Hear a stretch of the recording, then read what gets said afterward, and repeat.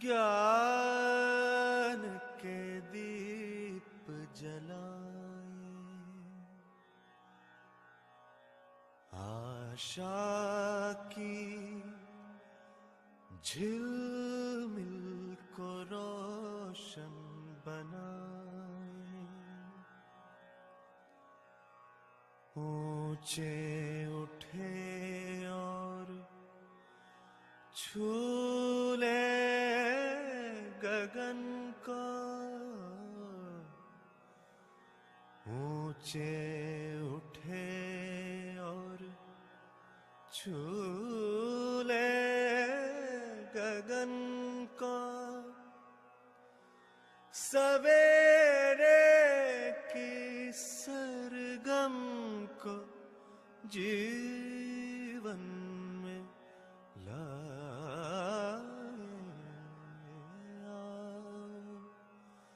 ज्ञान के दीप जलाए, सुन लो दिशाएं बुलाने लगी हैं, हवाएं नए राग गाने लगी है। सर्वप्रथम बाबा जी को वंदन। बाबा जी के प्रति कृतज्ञता व्यक्त करती हूँ और परिवार सहज अभ्यास केंद्रित ऑनलाइन 10 वर्षीय पठन कार्यक्रम में आप सभी का स्वागत करती हूँ। इस सत्र के आज की कड़ी को आगे बढ़ाते हुए हमने पिछले सप्ताह में अंकित भैया से जीवन विद्या एक परिचय इस पुस्तक पे प्रस्तुतियां सुनी। तो इसी श्रृंखला को आगे बढ़ाते हुए इस सप्ताह में ज्येष्ठ प्रबोधक श्रवण कुमार जी शुक्ल भैया ये मार्गदर्शन के तौर पे हमारे साथ है। तो भैया जी हमें मानव व्यवहार दर्शन इस पुस्तक का सार प्रस्तुति के स्वरूप में हमारे सामने रखने वाले, और श्रवण कुमार भैया ने जीवन विद्या को केवल भारत में नहीं तो नेपाल और भूटान में भी पहुंचाने का महत्वपूर्ण भूमिका निभाई है। तो मैं श्रवण कुमार भैया को निवेदन करती हूँ कि वो अपनी प्रस्तुति रखे। श्रवण कुमार भैया।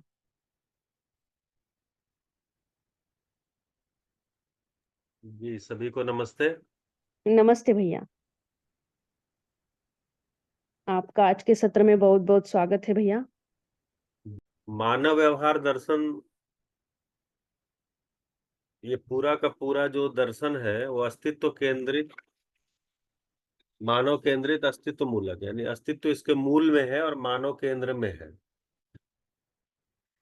तो अस्तित्व के बारे में तो चर्चा हुई होगी, आप लोग ज्यादा दिनों से पठन कर रहे हैं। मुझे लगता है मैं मार्च में जुड़ा था जब आप लोग का शुरू हुआ था, और उसके पहले भी पुराने लोग भी हैं जो काफी दिनों से अध्ययन में लगे हुए हैं। तो अस्तित्व मूल में है और मानव केंद्र में है। तो अस्तित्व को समझ करके और मानव को समझ करके करना क्या है, मतलब मानव को समझना का मतलब ये हुआ कि जीवन को समझना। तो जीवन को समझ करके और मानव को समझ के करना क्या है, तो मानवीय व्यवहार को समझना, क्योंकि मानव मानव के साथ जिए कैसे, ये सबसे बड़ा मुद्दा है। फिर दूसरा जो दर्शन आएगा मानव कर्म दर्शन, की मानव प्रकृति के साथ कैसे जिए। इसलिए आप इस पुस्तक को देखेंगे तो क्योंकि अस्तित्व मूल में है, इसलिए सह अस्तित्व से ये शुरू होता है। ये अस्तित्व सह अस्तित्व के स्वरूप में है। और सृष्टि दर्शन इसका जो है तीसरा चैप्टर है। फिर आप देखेंगे मानव के बारे में, मानव सहज प्रयोजन, निर्भ्रमता ही विश्राम, कर्म एवं फल, मानवीय व्यवहार, पद एवं पदातीत, दर्शन दृश्य दृष्टि, क्लेश मुक्ति, योग, लक्षण लोक आलोक एवं लक्ष्य, मानवीयता, मानव मानव व्यवहार, सहज नियम, मानव सहज न्याय, ये सारा जो है वो मानव व्यवहार से जुड़ा हुआ सारा इसमें बाबा जी ने जो अनुभूति जो उनको हुई, मतलब जब संयम क्रिया के बाद जब वो अध्ययन कर रहे थे तो उसमें जो अस्तित्व में उनको अनुभूति हुई उसको वो इसमें रखे हैं और उसी की फिर विश्लेषण किए हैं, व्याख्या किए हैं, परिभाषाकरण किए हैं। परिभाषाएं जो है वो जो परंपरा में शब्द थे, शब्द तो वही है, बाबा जी ने इसको परिभाषाकरण किया है, परिभाषाएं दिया है। तो अभी आप लोग का दर्शन का चूंकि संभवतः शुरुआत होगा, तो दर्शन में ये मानव व्यवहार दर्शन जो है ये एक परिभाषा संहिता जैसा भी है। मतलब इसमें जितने भी शब्द आएंगे उन शब्दों की परिभाषा भी दी जाएगी। आगे जब आप दर्शन और दर्शन पढ़ेंगे तो उसमें अनुभूतियों के नीचे या जो भी वाक्य लिखा होगा उसके नीचे परिभाषा नहीं दी होगी, लेकिन इसमें जो भी अनुभूति लिखी जाएगी, जो भी विश्लेषण किया जाएगा, उसमें आए हुए शब्दों की परिभाषा भी दी गई रहेगी। तो परिभाषा संहिता अलग से भी पुस्तक है, लेकिन ये अपने आप में ये पुस्तक भी परिभाषा संहिता जैसा है। तो अस्तित्व सह अस्तित्व के रूप में है, इसके वर्णन से इस पुस्तक की शुरुआत होती है। मतलब यहाँ से बाबा जी को जो अनुभूति हुई अस्तित्व के रूप में, अस्तित्व को, तो व्यापक और इकाइयों का सह अस्तित्व है, इस रूप में ही उनको समझ में आया था, अनुभव में आया था। अनुभव में आया था मतलब कि अध्ययन विधि से उनको जो अनुभूति हुई थी कि व्यापक और इकाइयों का सह अस्तित्व है। उसका स्वरूप क्या है? तो नित्य है, नित्य है, सत्य है, शुद्ध है, बुद्ध है। इस प्रकार से आप अगर पहला चैप्टर पढ़ेंगे हेलो,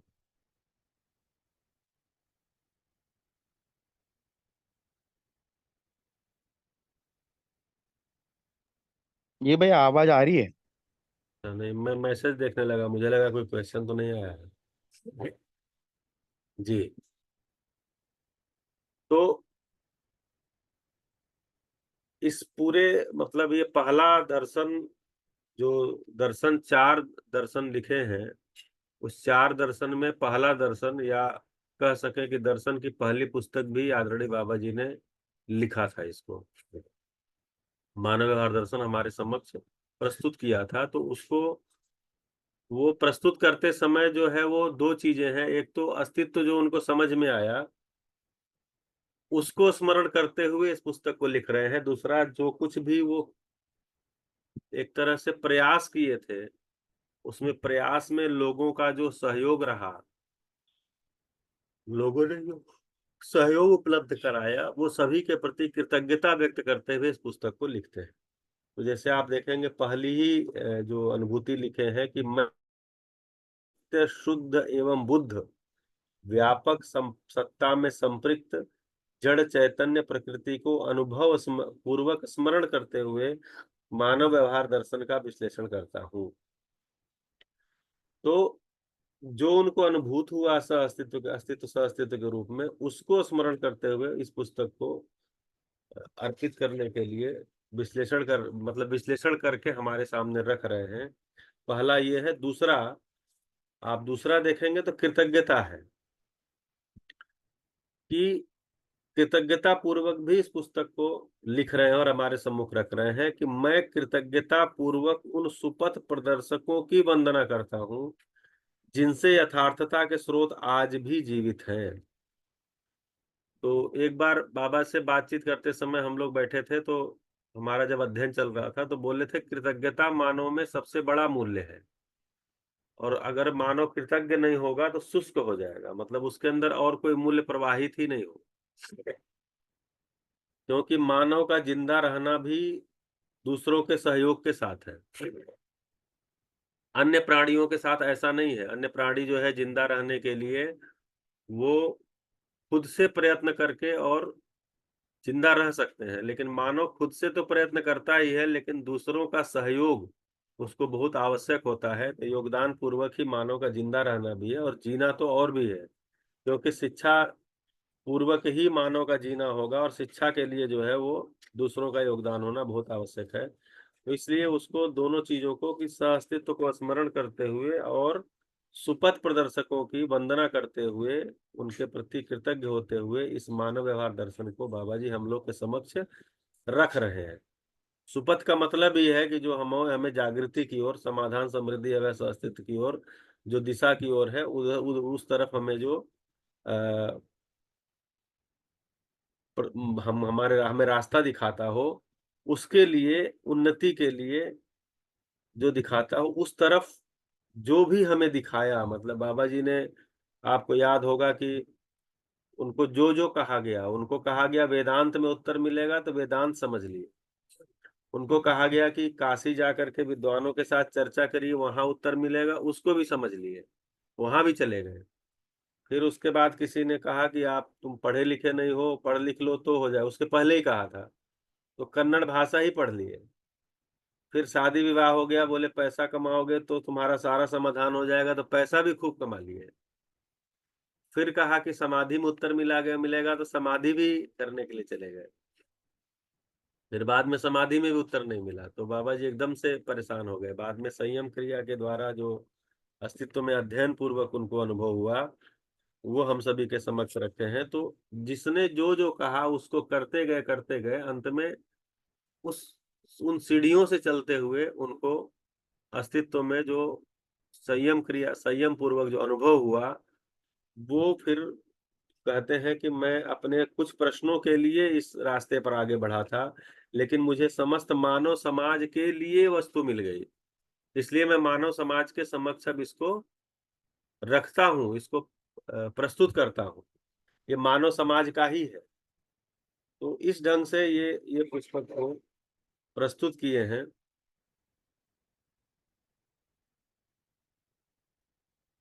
इसमें जैसे 18 पुस्तक है, तो कितने कितने पुस्तक का रखना है, कितने कितने अध्याय का, उसको हम लोग उस ढंग से रखें, अध्याय तय करके। हेलो। जी भैया, नमस्ते। जी नमस्ते। नमस्ते।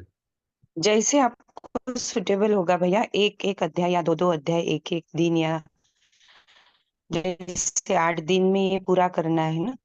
हाँ चलिए। हमारे पास सोमवार से शुक्रवार तक का टाइम है, और नहीं हुआ तो हम शनिवार रविवार भी कर सकते हैं, ज्यादा से ज्यादा 8 दिन। हाँ कल का देखते हैं, कल का थोड़ा सा मेरा टाइट है, बाकी तो जी जी। चलिए। सोम मंगल बुध बृहस्पति शुक्र शनि, 5 दिन, 5 दिन में 18, 5 दिन में 15,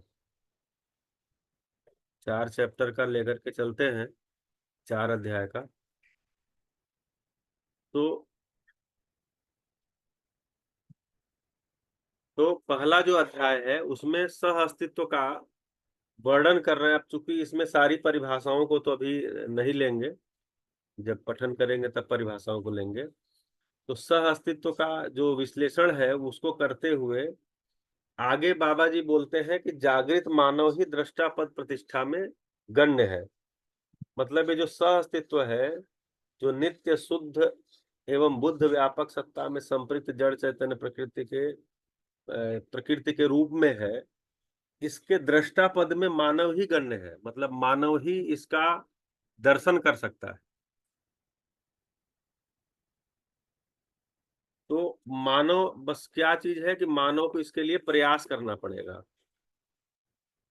और कोई जो इकाइयां हैं वो इसके दृष्टा पद में गण्य नहीं है, मतलब उनके, वो इसका अनुभव नहीं कर सकती, वो इसके लिए इसका दर्शन नहीं कर सकते। तो अब दर्शन के लिए क्या चाहिए? दर्शन के लिए दृष्टि चाहिए। तो दृष्टि, हमारी दृष्टि हो जाए दर्शन की, ये सारा का सारा अध्ययन किस लिए है कि हमारी दृष्टि अध्ययन की हो जाए, मतलब हमारी दृष्टि वैसी हो जाए जिससे कि हम दर्शन कर सकें। दर्शन के लिए दृष्टि जरूरी है। तो ये सारा का सारा अभी हमको लगता होगा, पठन करते हैं, विश्लेषण करते हैं, पुस्तकों से गुजरते हैं, शिविर करते हैं, अध्ययन शिविर करते हैं, कई लोग सालों साल तक लगे हुए हैं, कई लोग दूसरों का भी मूल्यांकन करते हैं कि वो तो इतने साल से लगे हैं, उनको नहीं हुआ, मैं भी इतने साल से लगा हूं या लगी हूँ, मुझे भी अभी जो है वो पकड़ में नहीं आया। तो एक्चुअली क्या है कि सारा का सारा प्रयास जो हो रहा है वो हमारी दृष्टि के लिए हो रहा है, कि हमारी दृष्टि जो अस्तित्व है उसको उस ढंग से देखने की अभी विकसित हुई है कि नहीं है। मेरी दृष्टि सह अस्तित्व पहचानने की हुई है कि नहीं हुई है। तो अभी देखेंगे मेरी दृष्टि ही नहीं हुई है, मतलब मेरी दृष्टि अभी शरीर मूलक ही बनी हुई है, मेरी दृष्टि ही अभी जीवन मूलक या अस्तित्व मूलक नहीं हो पाई है। तो एक्चुअली प्रयास सारा दृष्टि के लिए है, क्योंकि दृष्टि पूर्वक ही दर्शन होगा। हम मानव पद में हैं, मतलब हम मानव पद में हो गए हैं, हमारा जन्म ही हो गया है, मानव शरीर को ही हम चला रहे हैं। तो हम अब दृष्टा पद में गण्य है, मतलब हमको दर्शन हो सकता है, सास्तित्व दर्शन हो सकता है। उसके लिए हमको प्रयास दृष्टि के लिए करना है। तो अभी जितना भी प्रयास हो रहा है वो दृष्टि के लिए हो रहा है। इसके लिए हम परिभाषाओं को समझते हैं, उनका विश्लेषण करते हैं, यानी शब्द से अर्थ को समझते हैं, अर्थ से वस्तु तक पहुंचने का प्रयास करते हैं। ये करते करते करते करते करते करते करते करते हमारी वो दृष्टि विकसित हो जाए, इसके लिए हम प्रयासरत हैं। क्योंकि पहले तो ये भरोसा होना कि हम दर्शन कर सकते हैं। तो ये जैसे अगर इस दर्शन को हमने विकल्प के रूप में स्वीकारा है, तो बाबा जी इसमें कह रहे हैं कि मानव दृष्टा पद में गण्य है ही, मतलब वही वही सहअस्तित्व का अनुभव कर सकता, सहअस्तित्व में अनुभव संपन्न हो सकता है। अब इसके लिए प्रयास क्या है? तो इसके लिए प्रयास है वही श्रवण मनन करते हुए आगे बढ़ना। तो श्रवण मनन में क्या करना है? तो हमको शब्द से अर्थ, अर्थ से वस्तु की तरफ पढ़ना है। तो हमको परिभाषाएं और उनका विश्लेषण की तरफ जाना है। तो हम लोग अभी वही काम कर रहे हैं।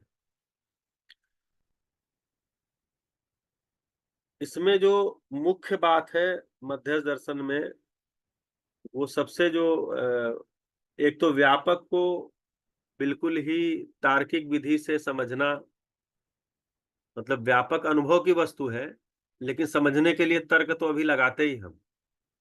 दूसरा, जीवन को समझना 10 क्रियाओं के रूप में। जैसे जो प्राचीन वाङ्मय है, खासकर सनातन धर्म में प्राचीन वाङ्मय है, जिसको मैं पढ़ा हूं, बाकी का मैं पढ़ा नहीं हूं। उन सब में भी कहीं न कहीं व्यापक ये जीवन को नाम से, कहीं जीव नाम से, कहीं आत्मा नाम से, किसी अन्य नाम से वर्णन तो आया है, शब्द तो आए हुए हैं।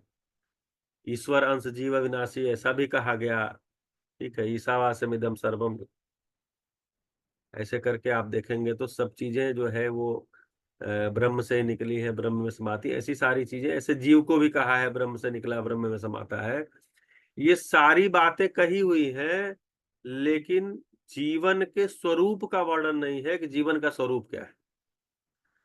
ये दर्शन की जो एक यूनिकनेस है, एकदम से अलग है, कि जीवन को हम 10 क्रियाओं के रूप में समझ सकते हैं। जीवन के अंदर 10 क्रियाएं हैं, 5 बल और 5 शक्तियां हैं। ये 122 क्रियाओं के रूप में व्यक्त होते हैं। 122 में मतलब 61 क्रियाएं स्थिति में, 61 क्रियाएं गति में ये व्यक्त होती हैं। इस रूप में हम जीवन को समझ सकते हैं। ये इसकी बहुत बड़ी एक यूनिकनेस है इस दर्शन की। अब इससे होगा क्या जीवन को समझ लेने से? तो जीवन को समझने से ही मानवीय शिक्षा और मानवीय आचरण समझ में आएगा। केवल नीति या नियम समझने से नहीं समझ में आएगा, ऐसा ये दर्शन का स्पष्टीकरण है। ऐसा बाबा जी बोलते हैं, दर्शन में सब जगहों पर है कि जीवन समझे बिना, इसीलिए बोलते हैं कि अस्तित्व दर्शन ज्ञान, जीवन ज्ञान, मानवीयतापूर्ण आचरण ज्ञान। जीवन ज्ञान के बगैर मानवीयतापूर्ण आचरण ज्ञान नहीं होगा। जीवन जो है वो समझे बगैर मानवीय शिक्षा नहीं हो सकती। जो पूरी शिक्षा को लेकर के हम लोग समीक्षा करते हैं या शिक्षा में बदलाव की बात करते हैं, इसीलिए करते हैं क्योंकि शिक्षा, मानवीय शिक्षा तब तक नहीं होगी जब तक कि जीवन समझ में नहीं आएगा। तो जीवन को जब तक, इसीलिए बोले हैं विज्ञान के साथ जीवन का अध्ययन, चैतन्य पक्ष का। नहीं तो विज्ञान क्या है? विज्ञान बावला क्यों हो गया? विज्ञान विध्वंस में क्यों चला गया? क्योंकि विज्ञान के साथ चैतन्य पक्ष का अध्ययन नहीं हुआ, जीवन का अध्ययन नहीं हुआ।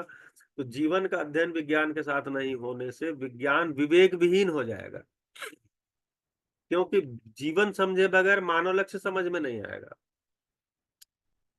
तो इसलिए तो इसमें जीवन ज्ञान एक महत्वपूर्ण है, और व्यापक का ज्ञान भी महत्वपूर्ण है। अस्तित्व दर्शन जिसको कह रहे हैं, अस्तित्व सह अस्तित्व के रूप में और जीवन के रूप में, और मानवीयता पूर्ण आचरण का मतलब मूल्य चरित्र नैतिकता के रूप में, कि जब हम मानव के साथ व्यवहार करते हैं या मानवेतर प्रकृति के साथ कार्य करते हैं, तो उसमें हमारी उपयोगिता और उस संबंध की उपयोगिता और उस इकाई की उपयोगिता को पहचानना, महत्व को पहचानना, तब हम उसका निर्वाह कर पाएंगे। तो मूल्यों को पहचानना, नीति को पहचानना और चरित्र को पहचानना, इसके आधार पर फिर मानव व्यवहार तब हमारा व्यवहार मानवीय व्यवहार हो पाएगा। अभी हम अमानवीय व्यवहार करते हैं। अभी हमारे कपड़े अच्छे हुए हैं, हमारे चलने फिरने के साधन अच्छे हुए हैं, हमारे गाड़ी घोड़े अच्छे हुए हैं, हमारी भाषा अच्छी हुई है, हमारे शरीर को चमकाने के तरीके अच्छे हुए हैं, लेकिन अभी हमारे से मानवीय आचरण व्यक्त नहीं होता है, हमारे से अमानवीय आचरण व्यक्त होता है। हम लाभोन्माद, भोगोन्माद, कामोन्माद में चले जाते हैं। तो ये मानवीय आचरण व्यक्त हो, इसके लिए जीवन को समझना और अस्तित्व को समझना ये अनिवार्यता है।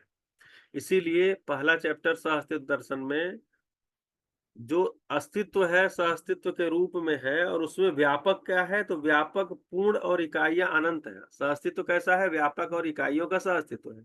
उसमें व्यापक पूर्ण है और इकाइयां अनंत है। पूर्ण का मतलब क्या हुआ? कि अब उसमें कोई बदलाव ही नहीं है, मतलब वो शाश्वत है, उसमें कोई बदलाव ही नहीं है। और इकाइयां अनंत है, मतलब उसके अंदर इकाइयों की जो संख्या है वो अनंत है, मतलब गिन भी नहीं सकते, गिनने की आवश्यकता भी नहीं है। अभी भी हमको उतनी ही इकाइयों को गिनने की जरूरत पड़ती है जितना हमको आवश्यक है। हम सारी इकाइयों को गिन के भी क्या करेंगे? तो इकाइयां अनंत है।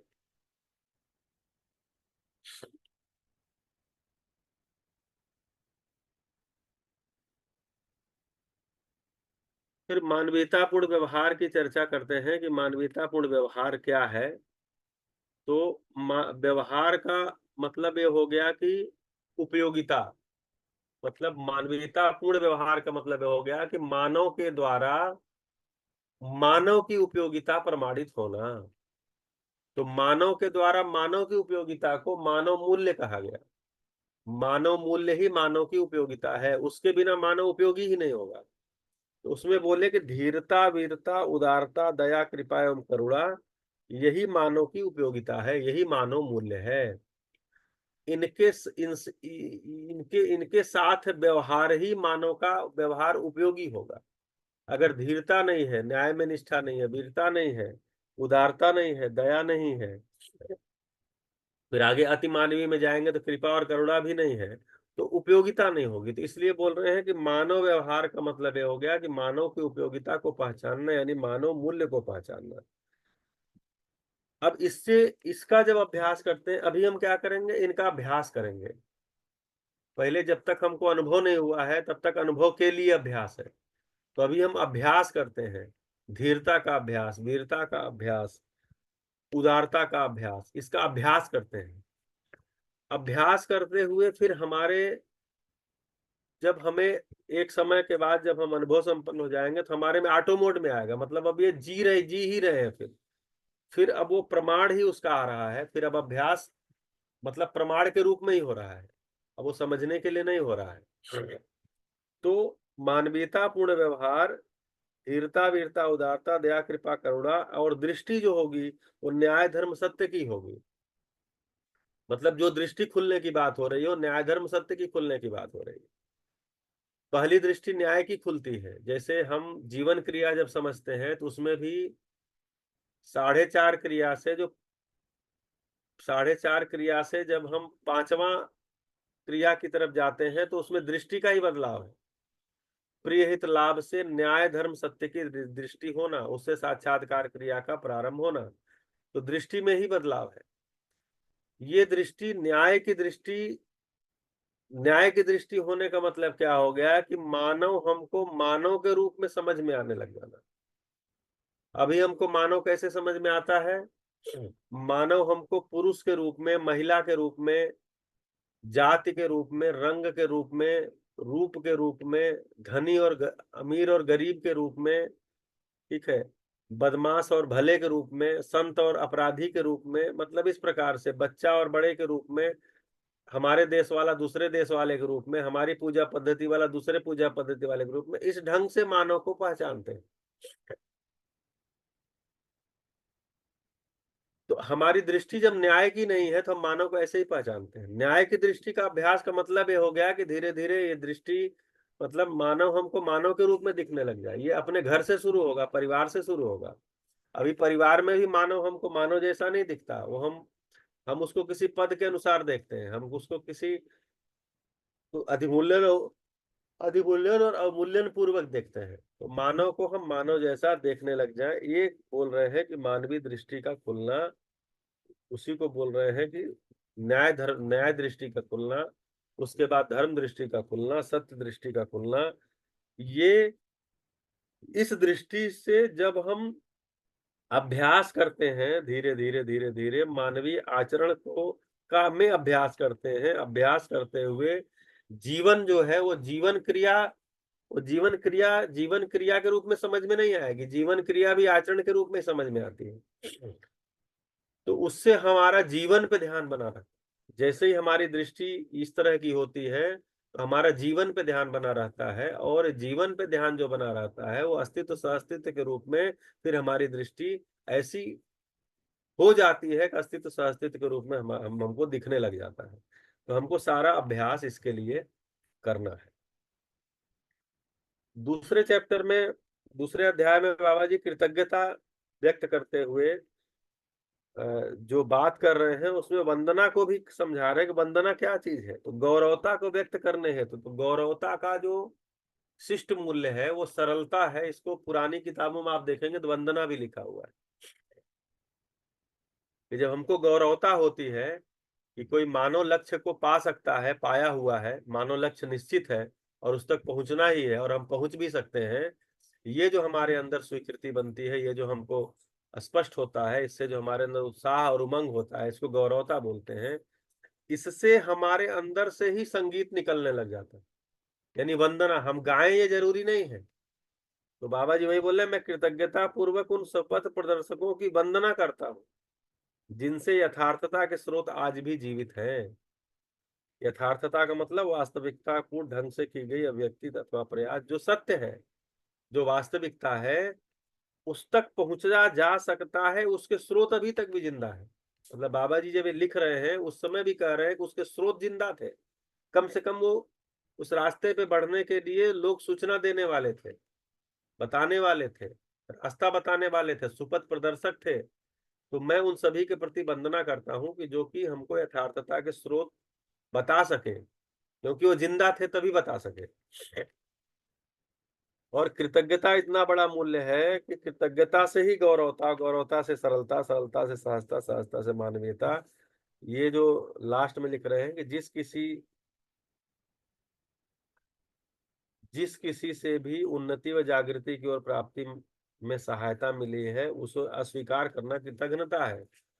मतलब जैसे हम लोग अभी कभी कभी भाषा ये होती है कि मैं सेल्फ मेड हूँ, ऐसा लोग बोल जाते हैं, मैं सेल्फ मेड हूँ, मतलब मैंने सब कुछ खुद से किया है। तो इस भाषा में ही कृतज्ञता है, कृतज्ञता नहीं। क्योंकि सेल्फ मेड का मतलब क्या हुआ, हमारा जन्म भी सेल्फ से नहीं है, हमारा जन्म भी हमारी माता पिता के संयोग से है। उसके बाद जो भी सुविधाएं हम उपयोग करते हैं, हमको ज्ञान हुआ, जो भी हुआ, हमको अक्षर ज्ञान हुआ, हमें लिखना पढ़ना आया, हमें लोगों के सब बीच में उठना बैठना आया, हमें अपने शरीर का ध्यान रखना आया, खाना पीना आया, सुसु पोटी साफ करना आया, हमको चलना फिरना आया, बोलना आया, भाषा में परिमार्जन हुआ। ये हम देखेंगे जन्म से लेकर के बड़े होने तक मेरे को जिंदा बनाए रखने में, हमें ज्ञान संपन्न बनाए रखने के लिए प्रयास में बहुत सारे लोगों का योगदान रहता ही है। तो मानव का तो कृतज्ञ होना अनिवार्य है। इसीलिए जो अभ्यास मूल्यों का करते हैं वो कृतज्ञता से कर सकते हैं। कृतज्ञता से अभ्यास करना आसान होता है, क्योंकि बाकी जो विश्वास का अभ्यास, सम्मान का अभ्यास यहाँ से शुरू करना थोड़ा कठिन होता है। लेकिन हम कृतज्ञता से अभ्यास कर सकते हैं। जो 9 मूल्य हैं, उनमें अगर कृतज्ञता पे हमारा ध्यान बना रहे तो वहां से हम अभ्यास शुरू कर सकते हैं। एक्चुअली ऐसा भी यहाँ कहा जा रहा है। इसीलिए जो मूल्यों को लिखे हैं उसमें अध्ययन बिंदु में, उसमें भी पहला कृतज्ञता से लिखना शुरू किए, क्योंकि कृतज्ञता पूर्वक ही सौम्यता आती है, स्वनियंत्रण आता है। स्वनियंत्रण ही स्वानुशासन की तरफ लेकर के जाता है, और स्वनियंत्रण ही हर मानव को स्वीकार है। एक छोटे बच्चे को भी आप बताइए कि तुम ऐसे करो वैसे करो, लेकिन वो जो अपने से करने लगता है तो बोलता है अरे मुझे पता है, मुझे आता है। यानी वो, उसको ये लगता है कि उसको लोग माने कि ये स्वनियंत्रित है। इसका मतलब क्या है कि मानव स्वनियंत्रण चाहता ही है। स्वनियंत्रण का मतलब ये है कि स्वनियंत्रण का मतलब ये है कि मानव के साथ, प्रकृति के साथ संतुलन पूर्वक जीने लग जाना, यही स्वनियंत्रण है। अब ये कृतज्ञता पूर्वक आती है, कृतज्ञता पूर्वक ही सौम्यता आती है। तो यहाँ जो 2 अध्याय है, ये 2 अध्याय को 5 से 6 ही है ना वैशाली जी? जी भैया। मैं चूंकि 2 दिन इतना व्यस्त हो गया ना कि थोड़ा सा नहीं, जी थोड़ा जी। बढ़ा सकते हैं भैया, टाइमिंग का कुछ प्रॉब्लम नहीं। नहीं नहीं, ठीक है, ऐसा बढ़ाने से नहीं ठीक रहेगा, कोई बात नहीं। तो कल मैं थोड़ा सा और इसको, तीसरे चैप्टर को, तीसरे चौथे पांचवें चैप्टर को, समरी को मैं कल रखूंगा। बाकी बताइए आप सभी लोग सभा में जो भी हैं, ऐसा कैसा है और कैसे चलेगा? आपका कोई जिज्ञासा, आपका कोई प्रश्न? जी जी भैया जी नमस्ते। भैया। जी, सुमन जी नमस्ते। अ, ज्यादातर लोग तो परिचित दिख रहे हैं इस समय में। बहुत ही आपको सुनना तो हमेशा ही बड़ा आनंदित करता है। एक स्टार्टिंग में जो आपने मूल और केंद्र कहा, वहां थोड़ा सा ना, जब चित्रण बन रहा है तो दोनों चीजें मूल और केंद्र में ही दिख रही हैं, वो थोड़ा स्पष्ट कर दीजिए। अस्तित्व मूलक मानव केंद्रित, ये जो बोल अम, रहे हैं ना। हाँ, आपने कहा मानव जो है वो केंद्र में है और अस्तित्व मूल है, तो मूल हाँ और केंद्र वर्ड जो है ये थोड़ा। हाँ, केंद्र जब कह रहे हैं तो इकाई को कह रहे हैं, अस्तित्व जब कह रहे हैं तो व्यापक में संपर्क संपृक्त प्रकृति को कह रहे हैं। तो वो संपूर्ण ही मूल है, मतलब उसमें कोई भाग विभाग नहीं दिख रहा है ना। और जब मानव को कह रहे हैं केंद्र में है, तो हम एक इकाई की तरफ इंगित कर रहे हैं कि अस्तित्व मूल में है, मतलब संपूर्ण अस्तित्व सह अस्तित्व के रूप में है। वो इस दर्शन के मूल में है, और मानव केंद्र में है, क्योंकि मानव ही अस्तित्व में अनुभव संपन्न हो सकता है। मानव ही दृष्टा पद में गण्य है, इसलिए मानव केंद्र में है। तो जब केंद्र कह रहे हैं तो इकाई को कह रहे हैं कि कोई इकाई है जो केंद्र बिंदु है। बाकी जो मूल है वो संपूर्ण अस्तित्व है, उसमें कोई भाग विभाग जैसा नहीं है, संपूर्ण ही है वो। जी, आप ये स्पष्ट हो। मूल, मूल शुक्रिया। मतलब बेस में, बेस जी कह सकते हैं भैया उसको, और केंद्र मतलब सेंटर में। जी जी। जी और सुमन भैया, दीदी बीच नमस्ते। में हम प्रश्न भी लेंगे कुछ। हाँ, संदीप जी देवघर से नमस्ते। प्रोमिला जी नमस्ते। प्रमोद जी पाकुड़ जी नमस्ते जी। नमस्ते। प्रमोद जी से, प्रमोद जी पाकुड़ से हैं? बहुत दिनों बाद हमारा लगता है कहीं इंटरेक्शन हो रहा है। जी भैया नमस्ते। प्रमोद जी पाकुड़ से ही हैं। अच्छा अच्छा और भैया अच्छा। बहुत दिन के बाद आपको सुन के अच्छा लग रहा है भैया। जी दीदी का जो प्रश्न था उस पर मैं 2 पंक्ति अपनी तरफ से रखूं भैया। हाँ जी जी। अस्तित्व मूलक मतलब मूल यानी जड़, जड़ से पोषण मिलता है, तो हमारी दृष्टि को जो पोषण मिलेगा वो सहअस्तित्व रूपी अस्तित्व से मिलता है। और चूंकि जीने वाला मानव है, मैं हूँ, तो केंद्र में मानव को होना है। यानी हम जितनी दृष्टियां अप्लाई करेंगे अपनी समझदारी को बढ़ाने के क्रम में, उसमें केंद्र में मानव रहेगा, ऑलवेज फोकस्ड रहेगा कि ह्यूमन बीइंग कैसे कोएग्जिस्टेंस में आ, अपने वैभव के साथ जिए। तो अस्तित्व मूलक यानी जो हमारी समझ का पोषण है, जो जड़ है, वो अस्तित्व समग्र है सह-अस्तित्व रूप में, और जीने वाला मैं हूँ, इसलिए केंद्र में मैं रहूंगा, मतलब मानव रहेंगे। तो इतनी बात भैया, धन्यवाद। बढ़िया भैया, धन्यवाद। सीमा त्यागी जी नमस्ते, वंदना जी नमस्ते, सुनीत वाला जी नमस्ते भैया जी। नमस्ते। नमस्ते रंजू जी, लखनऊ से हैं शायद, रंजू जी नमस्ते नमस्ते भैया। जी। बताइए। इतने लोगों को मैं जानता था, अभी बाकी जो इनको जानता नहीं उन सभी। पूर्णिमा जी, पूर्णिमा माता जी नमस्ते। नमस्ते भैया, नमस्ते। समीर, समीर जी भी जुड़ गए, नमस्ते हाँ, एक प्रश्न आ रहा है। नमस्ते। नमस्ते भैया। जी। नमस्ते भैया, मेरा आवाज थोड़ा सा कट रहा था भैया, इसीलिए बात नहीं कर पाए। हाँ ठीक है, आवाज आपका कम रहना ही चाहिए। जी बोले। हाँ, ये जो लाइन है, व्यापक सत्ता जागृत मानव में से के लिए, अच्छा जागृत मानव में से, मैं वही सोच रही थी मतलब ये जो 3 प्रकार से प्राप्त है व्यापक सत्ता, नियम, समाधान, आनंद और आचरण में न्याय के रूप में प्राप्त है, लेकिन वही ये जागृत मानव में है ना, ये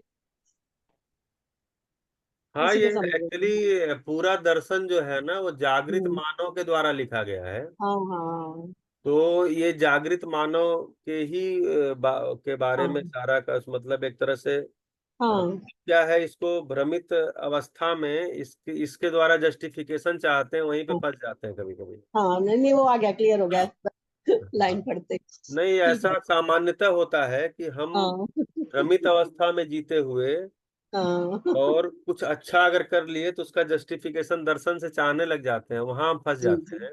जी जी एक्चुअली जी। जागृत मानव के द्वारा लिखा हुआ दर्शन है, तो जागृत हाँ मानव के लिए वर्णन है सारा। हाँ, उन्हें इस रूप में जहाँ प्राप्त। भ्रमित मानव के लिए वहाँ बाबा जी ने समीक्षा किया ही है, खूब जम के किया है। जी ठीक है, धन्यवाद भैया। जी जी नमस्ते।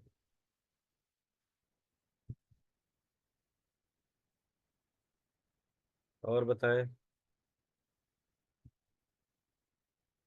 ये शालिनी दीदी क्या नागपुर से हैं या कोई और शालिनी जी हैं नहीं मतलब? नहीं जी भैया, नागपुर से हूँ। नमस्ते हाँ भैया। नमस्ते, नमस्ते दीदी।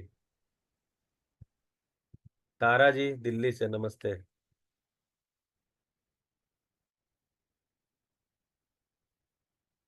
नमस्ते भैया। विश्वजीत जी भुवनेश्वर से नमस्ते। अजय जी नमस्ते। नमस्ते नमस्ते भैया। नमस्ते भैया। संध्या दीदी नमस्ते। गीता जी, गीता जी कहाँ रह रहे हैं आजकल? दिल्ली, गीता दीदी? हाँ जी भैया जी, नमस्ते, धन्यवाद। नहीं भैया जी, आजकल ऑस्ट्रेलिया में हैं हम लोग। अच्छा जी, चलिए। अभी ऑस्ट्रेलिया से अटेंड कर रही हूँ आपका जी सेशन। जी बढ़िया बढ़िया। धन्यवाद भैया जी, बहुत बहुत धन्यवाद। हाँ जी बताएं, 6:04 हो गया है। तो जी एक्चुअली भैया। आज शाम को मैं अहमदाबाद पहुंच जाऊंगा, रात में तो मतलब शाम को ही पहुंच जाऊंगा, तो कल सुबह के सत्र में रहूंगा वैशाली जी। कल मैं बोला था बताने के लिए। जी जी भैया जी। हाँ अभी हाँ रेल मार्ग धन्यवाद। का कैंसिल हो गया है, तो अब रेल मार्ग से जाता तो शायद सुबह देर में पहुंचता, तो नहीं जुड़ पाता। तो अभी ठीक मैं है, कल जुड़ूंगा। ठीक है भैया जी। अहमदाबाद में मेरा बच्चों का शिविर है, एक जगह 2 दिन का, एक जगह 3 दिन का है। बहुत दिनों से भैया मन हो रहा था कि बच्चों का डेडिकेटेड, केवल बच्चों का शिविर लेने का। कभी यहाँ भी रखिए ना भैया, हापुड़ में भी। हाँ है ना? हाँ ठीक है। जी जी सुनीता दीदी का हैंड रेस है भैया। हाँ। सुनीता, बोलिए दीदी। सुनीता बाला। सुनीत बाला जी नमस्ते दीदी। सुनीत बाला जी हमारी पड़ोसी हैं। कुछ कहना चाह रहे हैं सुनीत बाला दीदी?